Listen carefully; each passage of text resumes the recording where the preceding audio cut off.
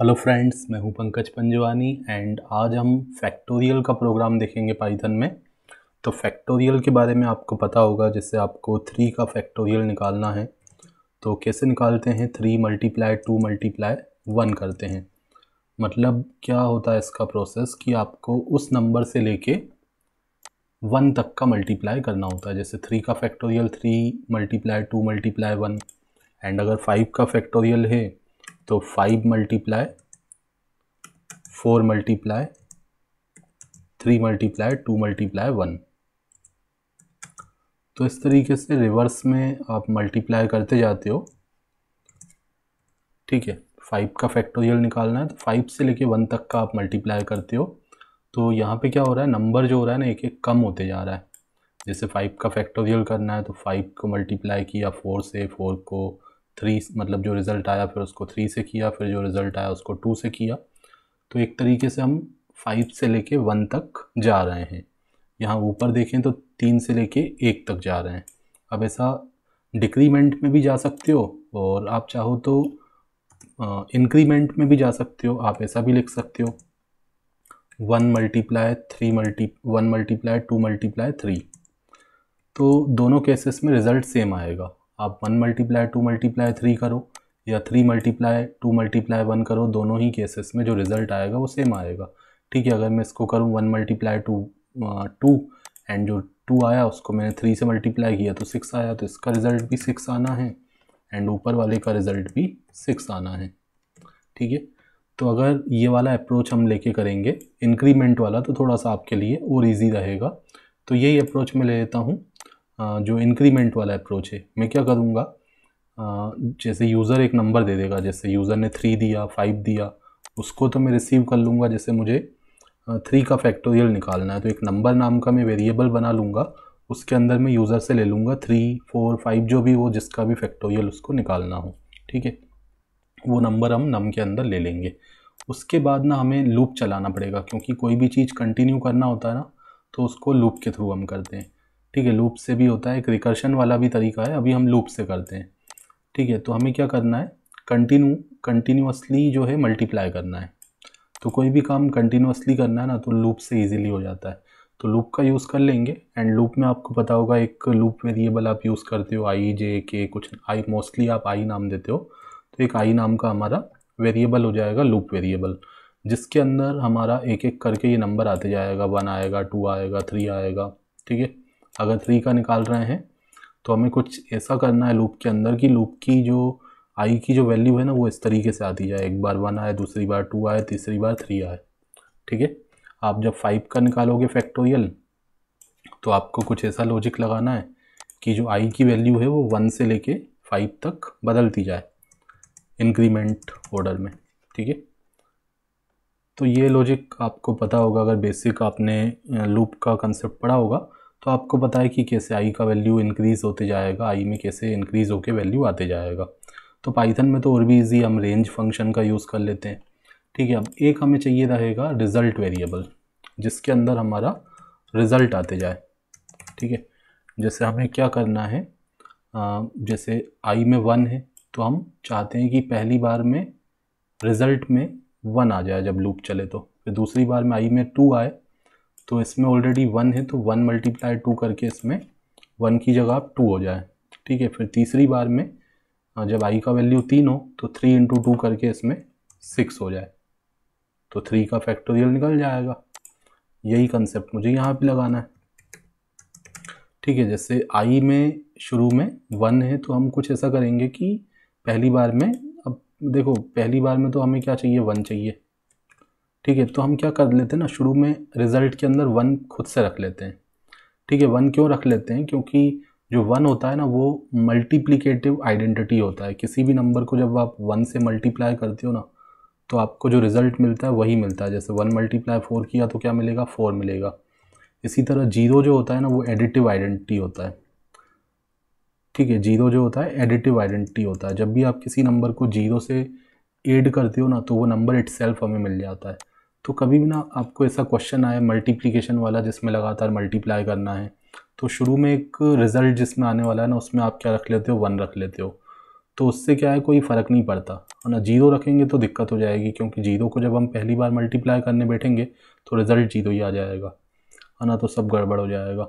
तो अगर 1 से मल्टीप्लाई हो जाए अगर पहली बार में तो कोई दिक्कत नहीं है, रिज़ल्ट में कोई चेंजेस आएंगे नहीं, और हमारा कैलकुलेशन भी, अब शुरू में क्या होगा, इसमें कुछ ना कुछ गार्बेज डेटा होगा, ऐसा खाली तो छोड़ नहीं सकते ना, तो हमें इसमें कुछ ना कुछ रखना पड़ेगा। तो रिज़ल्ट में हम 1 रख लेंगे, तो 1 से अगर मल्टीप्लाई हो भी जाएगा तो वही का वही रिज़ल्ट आ जाएगा, क्योंकि 1 को किसी से भी मल्टीप्लाई करते हैं तो वो एज इट इज़ आ जाता है।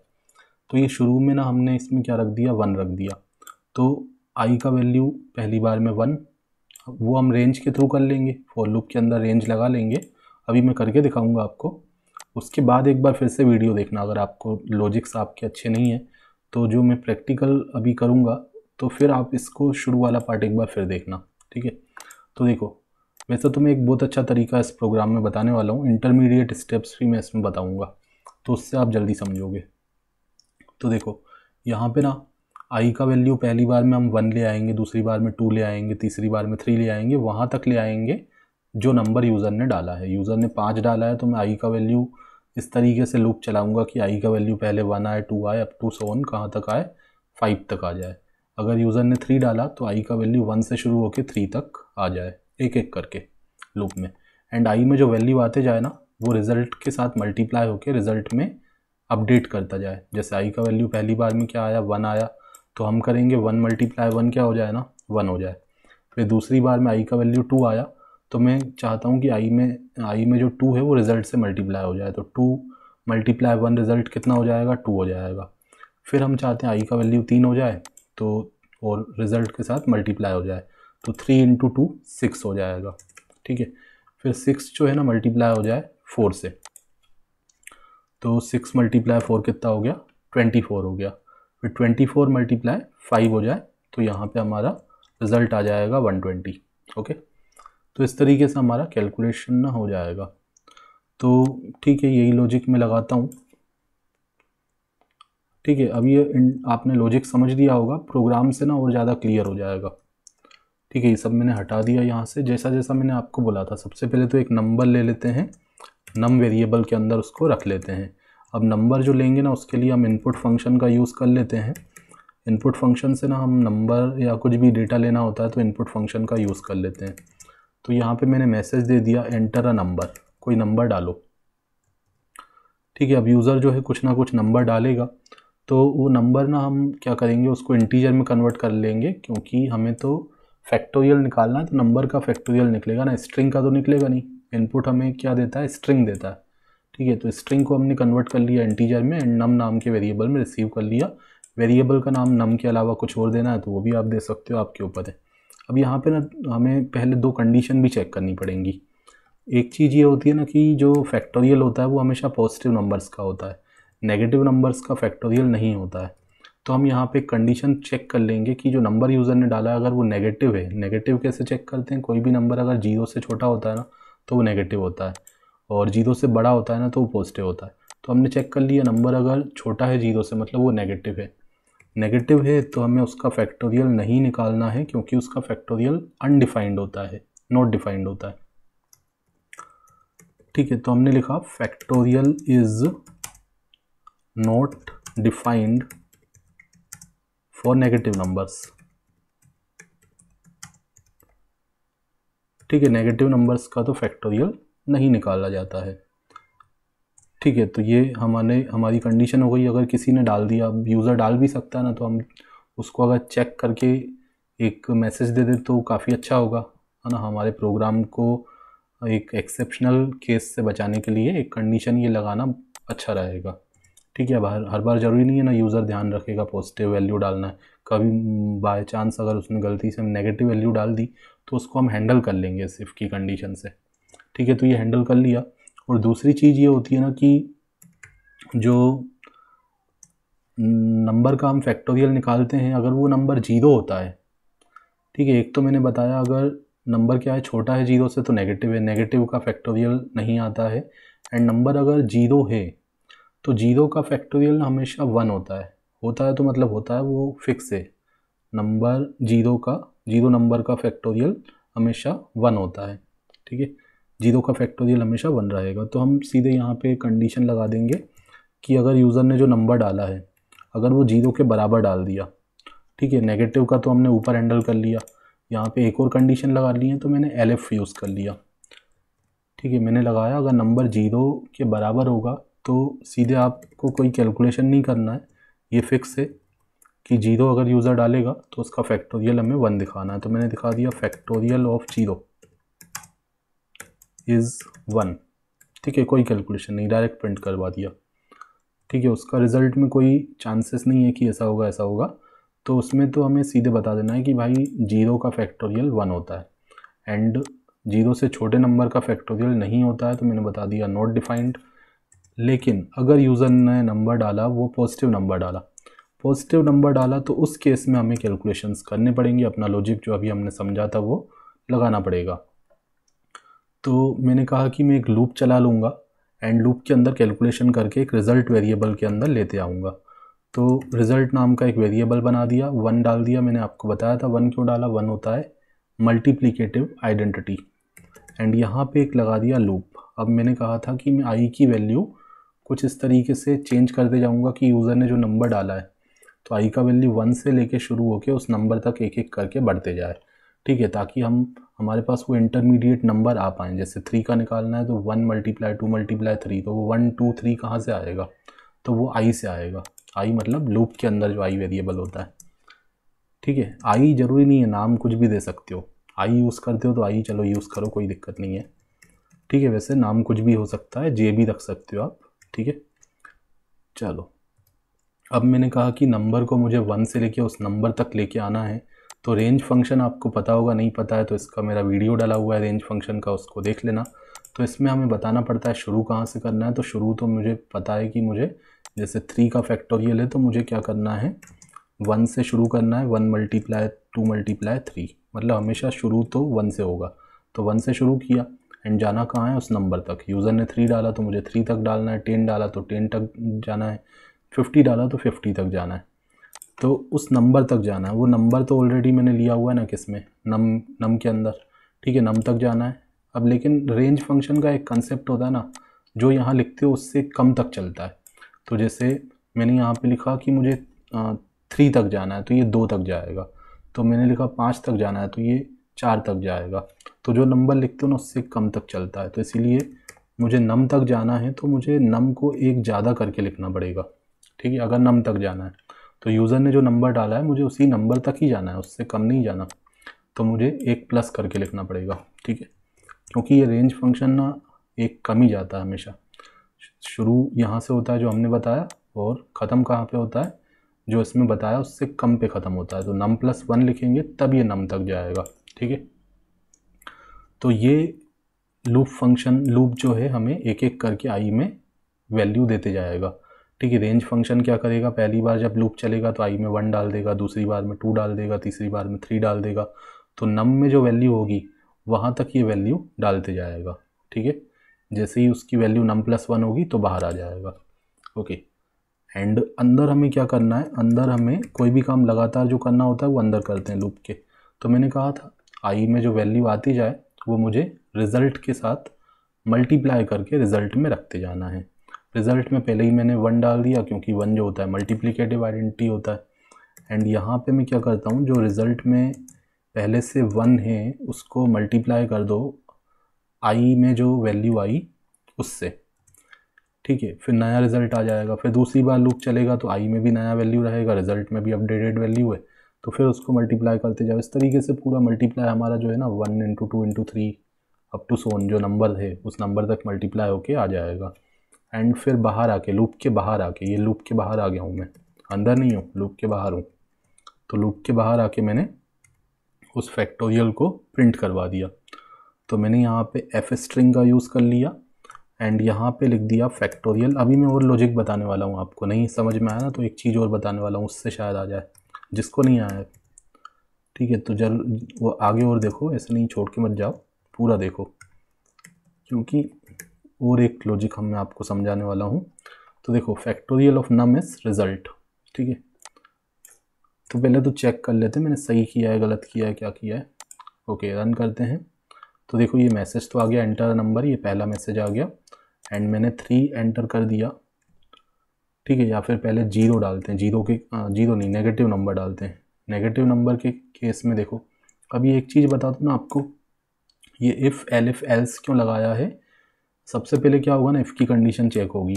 अगर इफ़ की कंडीशन सही हो गई ना तो आगे वाला जो एलिफ और एल्स है वो नहीं चलेगा, ठीक है। एलिफ और एल्स नहीं चलेगा।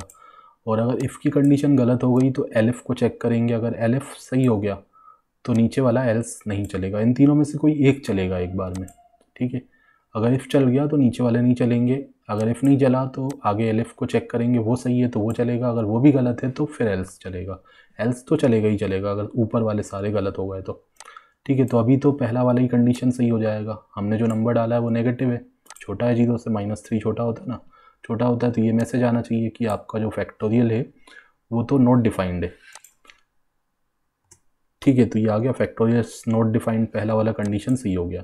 तो अब दूसरी बार फिर रन करते हैं। अब इस बार में क्या करता हूँ, 0 डाल देता हूँ, तो पहली वाली कंडीशन को तो ये गलत कर देगा, ठीक है। पहली वाली कंडीशन में क्या होगा ना, देखेंगे क्या 0 छोटा है 0 से, 0 0 से छोटा नहीं होता, तो पहला कंडीशन गलत हो गया। 0 0 के क्या बराबर है, तो बराबर है, 0 0 के बराबर है, कंडीशन सही हो गई तो ये मैसेज आ गया फैक्टोरियल ऑफ 0 इज़ 1, ठीक है। अब तीसरा आपने कोई डाला पॉजिटिव नंबर, जैसे 3 डाला तो देखो क्या हो रहा है, हमारा पहला दोनों कंडीशन गलत हो जाएंगी, 3 छोटा भी नहीं है और बराबर भी नहीं है 0 के, तो एल्स वाला पार्ट चलेगा। एल्स वाला पार्ट चलेगा तो हमारा रिज़ल्ट आना चाहिए 6। 3 × 2 × 1 या 1 × 2 × 3 जैसा भी कैलकुलेट करो, तो रिज़ल्ट तो 6 आ गया, सही आ रहा है। 5 डालूँ तो 120 आना चाहिए, तो 120 आ रहा है, परफेक्ट है, ठीक है। तो अगर आपको नहीं समझ में आया ना तो यहाँ पे एक लाइन और मैं लिख के बता देता हूँ।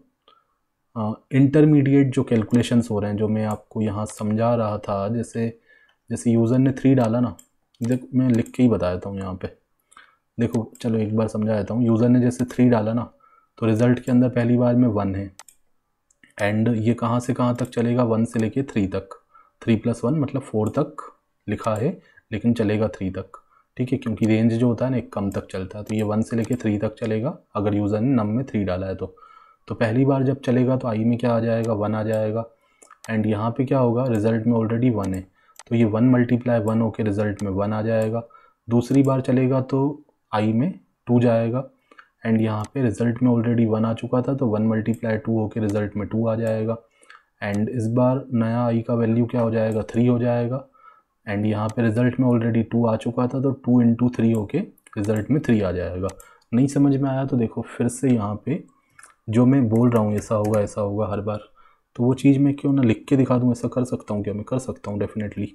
जो मैं आपको बता रहा हूँ तो वो मैं लिख भी तो सकता हूँ, कैसे हो रहा है। आपने तो फाइनल रिज़ल्ट तो देख लिया, लेकिन इंटरमीडिएट जो मैं आपको बता रहा हूँ कि ऐसा हो रहा है, तो मैं दिखा भी सकता हूँ इंटरमीडिएट रिज़ल्ट। तो ये चीज़ आप ज़रूर किया करो, इंटरमीडिएट रिज़ल्ट, तो इससे ना आपको समझ में आएगा। Eight step,